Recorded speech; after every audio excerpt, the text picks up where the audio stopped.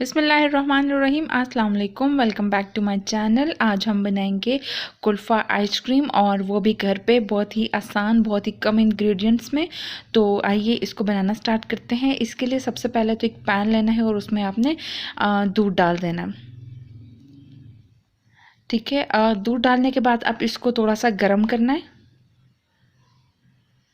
मैंने कोई आधा किलो के करीब जो है ना वो दूध लिया है।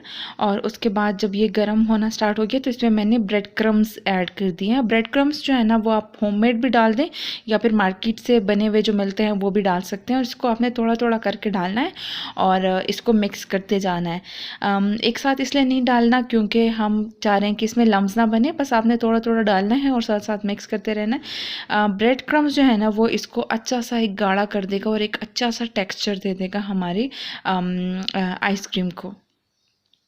तो इसको हल्का हल्का सा मिक्स करना है।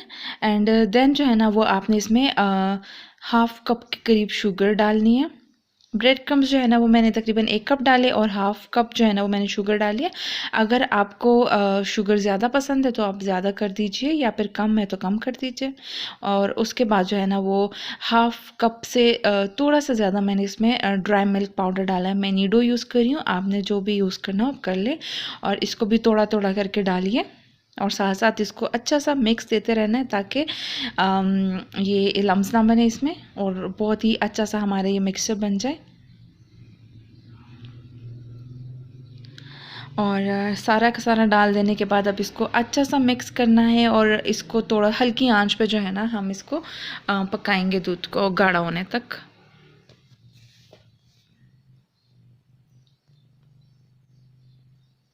अभी हमें इसकी कंसिस्टेंसी और थिक करनी है।